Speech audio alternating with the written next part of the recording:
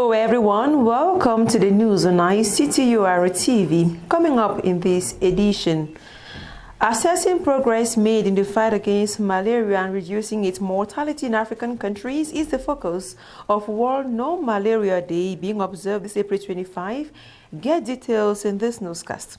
Also to come in this edition, the ICT University and ELECAM working together to encourage young Cameroonians to enroll on the electoral list. Get a report of ELECAM's stay at the ICT University campus in this newscast. Stay with us.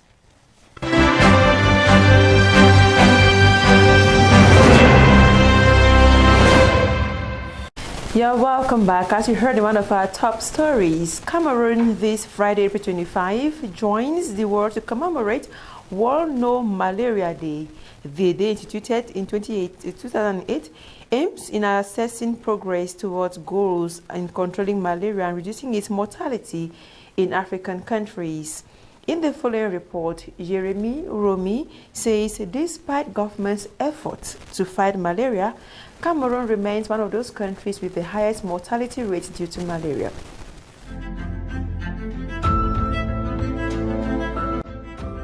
Malaria is a significant public health concern in Cameroon, with the entire population of 27 million people exposed to the disease. Cameroon records around 6 million cases of malaria annually, with approximately 4,000 deaths, mostly in children under 5 years old. However, the World Health Organization estimates that actual deaths may be higher, around 11,000 people per year. The incidence rate has increased from 89.2 cases per 1,000 inhabitants in 2018 to 106.2 cases per 1,000 inhabitants in 2023. Despite the high number of cases, mortality rates have decreased from 18% in 2019 to 13.5% today, thanks to intensified prevention efforts, improved case management, and better diagnosis. Malaria transmission is heterogeneous, with varying levels of prevalence across different regions. The Central region reported 124.3 cases per 1,000 inhabitants in 2023. Cameroon is one of the 15 countries with the highest burden of malaria, accounting for 2.6% of global malaria cases and 2.1% of malaria deaths in 2022.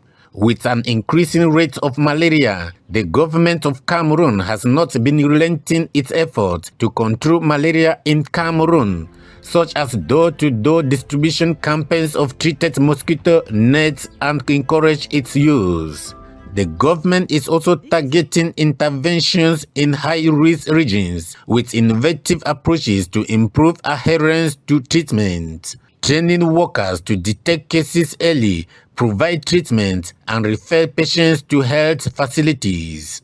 Initiatives to enhance data collection, validation, and reporting to inform malaria control strategies are wars the government has waged against malaria. However, the government, through the Minister of Public Health, hopes to continue its fight against malaria to make Cameroon a malaria-free country by 2035. The Cameroon Association of English-Speaking Journalists, Kamasej Yaoundé chapter is empowering journalists on ethical and safe reporting during elections period. These ahead of the 2025 presidential elections scheduled to take place in Cameroon in October this year. The over 30 participants are being trained during a workshop organized since April 24 at the National Episcopal Conference of Cameroon in Yaoundé. Among the attendees is Louisa Kinyoebu Files in the following report. Young, professional and senior journalists can now boast of having a wider and broader view on elections reporting. It is at the National Episcopal Conference Center of Cameroon, the NECC, that they were schooled on various techniques of reporting during election period, especially in conflict zones. Getting the right and accurate information while remaining safe was one of the take-home messages that were dished out to them at a workshop organized this April 24-25 by Kamasej Yaoundé chapter. Being fair and balanced as reporters, being doubting Thomas, sourcing, verifying and interpreting information, Being a reporter and not a supporter were some of the key points mentioned by senior journalist Kininsom of the Post newspaper as he presented the role of media in democratic elections. Journalists are like the cooks for citizens of this country. When they get all the issues, they put them in context for citizens to be able to read, understand the issues at stake and make informed choices. So if the journalist does not go the whole gamut of the electoral process, citizens will be groping in the dark. They will not even know who the credible people that are running for elections. They will not know the issues that are at stake for them to consider. So it is the responsibility of the journalists to make sure that they cover the elections objectively, make sure that the reports are balanced, such that what comes out of the reports is a faithful rendition of what the citizens of this country should know about elections. The participants, through Aminde Bless Atabong, freelance journalist and editor, acquired certain tips in pitch reporting, getting newsworthy ideas from news, having a nose for news, keeping it short, while having concise ideas were some salient points he raised, points that found favor in the eyes of the participants, especially the young ones who expressed satisfaction of the workshop. Day one was amazing, and I think one of the best opportunities at workshops like this is that we get to share experience, listening to what maybe older journalists have done and sharing ideas. It also opens your mind as a young journalist to know more about especially elections and how to leverage this year to grow professionally and maybe also financially as a journalist. Ensuring that members adopt holistic approach as well as being responsible during this period of elections in the country is the goal of the Yaoundé chapter president of Kamasej, Ajumane Francis. This can only be done via a series of workshops organized which has already begun. We are in an electoral period where we have a couple of elections coming, and it's our responsibility as an association to ensure that our members are responsible during this period. And to ensure that our members are responsible during this period, electoral period, we have decided to organize a series of workshops, starting with this one today, to ensure that we adopt a holistic or an inclusive approach to covering and reporting elections. That is why you will see that different teams, the various topics that we're treating in this workshop, like trying to cover every aspect from the basics of journalism to mastering the electoral cycle, to mastering the electoral laws, to even inclusiveness in terms of elections, that is men, women, youth, the minority groups, and every aspect of elections. We want to ensure that we touch all of these aspects to ensure that when the elections come, or when our members or when journalists go to the field, they have a mastery of the electoral process and can better report. Possible stories to be pitched, methods of survival at the war front, and presentation of basic first aid kits were some of the activities that wrapped up the first day of the workshop.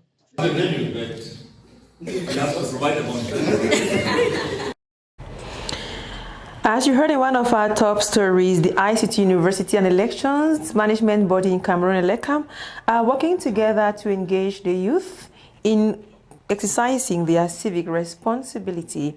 The management of the prestigious university facilitated the exercise to voter registration by inviting a team from ELECAM to the campus on April 23 and 24, 2025 to enable both staff and students of voting age to get enrolled on electoral registers.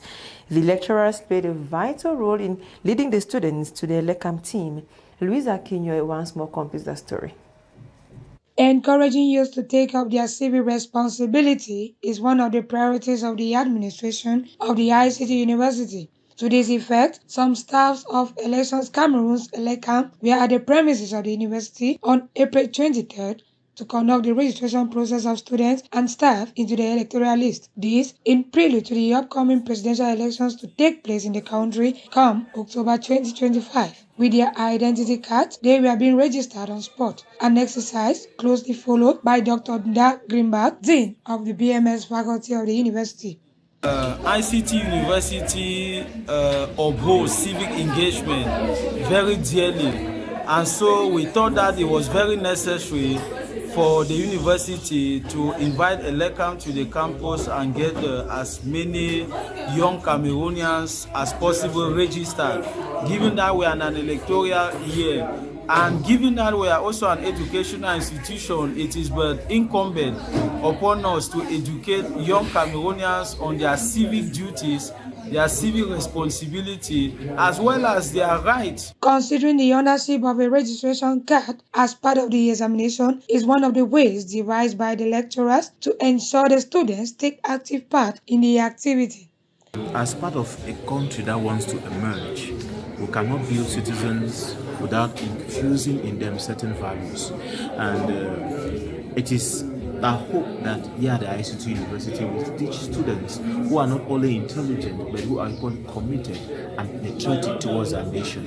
That's why it is our hope to move them from students who are or citizens that are apathetic, that are lukewarm to the affairs and management of the affairs of the state, to becoming enabled, informed and active citizens. Who else but a youth to encourage his peers in this civic action?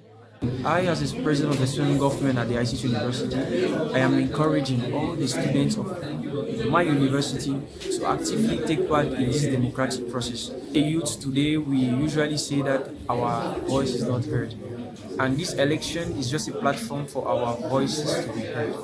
Registering under the Yaoundé 1 municipality, the students and staff were encouraged to connect with their various polling stations by the month of August for the retrieval of voters' cards and subsequently partake in voting come October 2025.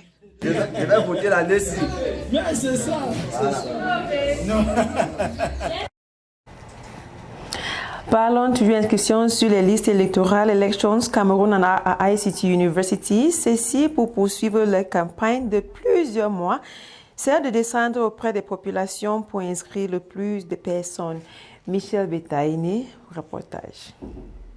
À 6 mois des prochaines élections présidentielles au Cameroun, CAM poursuit sa campagne d'inscription sur les listes électorales. Ce 23 et 24 avril 2025, ils ont déposé leurs valises à ICTU-University. Objectif, inscrire le plus de nombre possible de jeunes à l'âge de voter. De ce fait, administration, employés et étudiants de l'institution se sont prêtés à l'exercice. Un espace a été aménagé au sein du campus pour la circonstance. C'est muni de leur carte nationale d'identité ou du récépissé que ces Camerounais à l'âge d'accomplir leur devoir de citoyen ont fait la queue devant les agents de l'ECAM. Le processus était simple. Lorsque vous avez passé l'étape d'attente dans les rangs, vous prenez place pour vous faire enregistrer. Après l'enregistrement de vos informations personnelles sur une fiche, passe à l'étape d'enrôlement dans les machines, passant par une prise d'empreinte et d'image. Au terme de cet exercice, un coupon vous est délivré marquant votre inscription sur les listes électorales. Mais le processus ne s'arrête pas là. Il faut aller retirer sa carte d'électeur dans une antenne de l'ECAM, puis aller voter le jour des élections. Meantime, many Cameroonians remain hesitant to obtain their voters' cards despite the electoral body's encouragement. Jeremy Romy, the following report explores reasons behind this reluctance. Sometimes the people do not deliberately refuse to acquire the voters' cards required to exercise their civil rights. Rather, the challenges faced during the process discourage those willing to get the card. Lack of registration equipment, such as having only one single machine in a registration center with a population of over 200, discourages those willing to acquire the voters' card. Time constraints largely discourage some Cameroonians. Let's take for example, people take time off their busy schedule or obtain permission from their bosses and spend the whole day at the registration office and end up not succeeding to have the card. This may provoke them not to get back for the process again when they think of pleading for another permission, waste another time, energy and transport. Moreover, the constitutional requirement that voters must be 20 years old and above can be restrictive. This decision questions why 18-year-olds are considered adults for other purposes like joining the military, getting married, and starting a family, yet denies them the right to participate in the democratic process by voting for the country's leaders. meet 10 Cameroonians and encourage them to register into the electoral list. 7 or 8 out of the 10 will confidentially tell you they are not interested in voting, citing that the country's elections are not transparent. Despite all these enumerated challenges faced by Cameroonians wishing to register into the electoral list, ELECAM is not relenting its efforts in getting to the people, encouraging and registering them to get their voters' cards, votes in the country's upcoming presidential elections. A clear example is the presence of ELECAM at the ICTU-RTV, which will now help the students and staff members to have their voters' cards. Parlons d'autres choses à présent dans ce journal, des funérailles dignes comme n'importe quel chrétien, car l'évêque de Rome est un pasteur et un disciple, il ne fait pas partie des puissants du monde. Le pape François parlant alors en expert son livre autobiographique publié en janvier 2025. Le souverain pontife est mort. Intéressons-nous à présent aux différentes cérémonies irrelatives. Que prévoit l'Église catholique? Quelles sont les traditions passées et quelles sont les nouvelles pratiques? Les réponses à ces questions et bien d'autres avec Hilary Zogo. 3 jours se sont écoulés depuis la mort du Saint-Père. Que dit la tradition chrétienne? Le pape est enterré entre le 4e et le 6e jour après son décès. Pour le cas d'espèce, le Saint-Père sera inhumé au 6e jour, donc samedi prochain. À partir de ce mercredi, la dépouille du patron de l'Église catholique gisera à la basilique Saint-Pierre de Rome, exposée à tous ceux et celles des catholiques qui souhaiteraient se recueillir. Pour en arriver là, 2 jours et 2 grandes étapes sont passées. La première, le rite de constatation et de mise en bière. C'était ce lundi dans la soirée à la chapelle de la résidence de Sainte-Marthe. Le cardinal Camerlinck a présidé une liturgie en présence de quelques responsables du Vatican et des proches du disparu. Deuxième étape, la dépouille est transférée dans la chapelle du rez-de-chaussée de la résidence. Le rite ici prévoit une brève prière par le Camerlinck et au directeur du département sanitaire de faire son entrée en scène. Il s'agit pour lui de faire une lecture du certificat de la mort du Saint-Père. S'ensuivent des invocations pour le repos en paix de l'âme du pape. La dépouille est par la suite revêtie de vêtements liturgiques de couleur rouge et déposée dans un double cercueil de bois et de zinc avec la mitre papale et le pallium. Jusqu'à son enterrement, le cercueil du pape François restera à même le sol ouvert aux visiteurs. Le Camerlinck rédige ensuite le constat de la mort auquel il joint la déclaration du directeur du département sanitaire. À partir de cet instant, la vacance au Saint-Siège est officielle. The place of the church in the sociopolitical life of the country can never be overemphasized. The flood of messages paying tribute to Pope Francis and his quest for peace across the world come as testaments to the inseparable bond between the church and the society, as we get in the following commentary. Pope Francis's visits were undertaken as pilgrimages of peace and reconciliation in open invitations to politicians to overcome partisan interests and put forward processes for the common good of their people. His visits to Colombia, South Sudan, Iraq, Cuba, and other war zones remain engraved in the hearts of Christians and non-Christians alike. His first mission as Pope, being a migrant himself, was to Colombia, where he shared the plight of migrants. His visit to Morocco was shaped by a global migration crisis and the need for interreligious understanding, with the historic meeting with King Mohammed VI in Rabat. The world remembers the famous kiss on the feet of the South Sudanese president as Pope Francis begged for the return of peace between Sudan and South Sudan. In Mosul, the site of some of the fiercest battles between Iraqi security forces, the Pope's visit to the battle-scarred city came at a time when many visitors were still afraid, and it was a moment of joy, like a wedding day for the people of Mosul. Indeed, his 2021 visit to Iraq was the first ever by a Pope. He is remembered as a Pope of peace through his tireless appeals and constant visits to show his closeness to those suffering the consequences of one of the most unjustified human-made disasters, that is, war. Cameroon's Prime Minister, while paying homage to His Holiness Pope Francis at the Nuntiate, described him as a man who loved peace, justice, and truly cared for the vulnerable.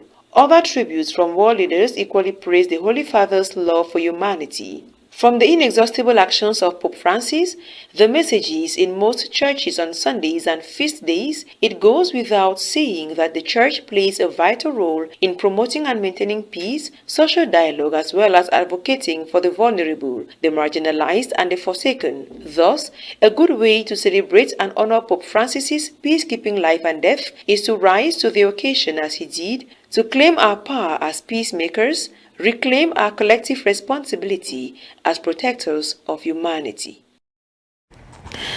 À l'étranger, au Sénégal, 5 anciens ministres du Macky Sall pourraient être poursuivis de détournement de fonds publics dans la gestion du Covid-19. Puis à Madagascar, renforcement de relations entre ce pays et la France. Michel Betaïne nous fait le point. Au Sénégal, le Conseil constitutionnel a retoqué ce mercredi 23 avril la loi d'amnistie adoptée en mars 2024 dans les dernières semaines du mandat de Macky Sall. Cette loi stipulait l'annulation des poursuites pour tous les crimes et délits commis entre février 2021 et février 2024 au cours des manifestations de l'opposition, ayant fait au moins 65 morts et des centaines d'opposants arrêtés. Ce recours déposé par les députés de l'opposition dénonçait un texte taillé sur mesure pour permettre aux partisans du PASTEF aujourd'hui au pouvoir de ne pas être accusés de quoi que ce soit. De son côté, le PASTEF parti au pouvoir estime qu'aucun crime ne peut être couvert par une amnistie. De ce fait, toutes les victimes de ces manifestations pourraient désormais porter plainte. Toujours au Sénégal, Mansour Faye, ancien ministre du Développement communautaire, et Moustapha Diop, ex-ministre du Développement de l'Industrie, pourraient être poursuivis devant la Haute Cour de justice pour détournement de fonds publics dans la gestion du fonds Covid-19. Selon les informations données lors d'une conférence de presse par le procureur général près de la cour d'appel de Dakar, les dossiers de 5 anciens ministres de Macky Sall ont été transmis à l'Assemblée nationale sans que leur nom ne soit révélé au public. Ainsi, la première procédure de mise en accusation devrait d'abord concerner Mansour Faye et Moustapha Diop, mais le calendrier des prochaines étapes de leur éventuelle mise en accusation n'a pas encore été révélé. Enfin, à Madagascar, le président français Emmanuel Macron est en visite dans le pays pour 2 jours. Il est arrivé dans la matinée du 23 avril 2025. Dès son arrivée, il s'est entretenu à huis clos au palais d'État avec son homologue malgache Henri Rangelina. De cette discussion, plusieurs décisions ont été prises dans le cadre des relations bilatérales entre les deux pays. Sur le plan de l'électricité, avec l'avènement du géant de l'électricité français EDF dans le pays. Dans le cadre culturel, avec le rappel de la restitution de 3 crânes guerriers malgaches tués pendant la colonisation et exposés au musée de l'Homme à Paris. Le domaine de la défense et la coopération a été abordé. Et enfin, la décision de réactiver la commission en charge du dossier des îles Espar, ces 5 îlots de l'océan Indien qui sont administrés par la France. Ladies and gentlemen, that is all we put together for you. On behalf of the entire production team, thanks enormously for your kind attention. Until we meet again, God bless you. God bless Cameroon.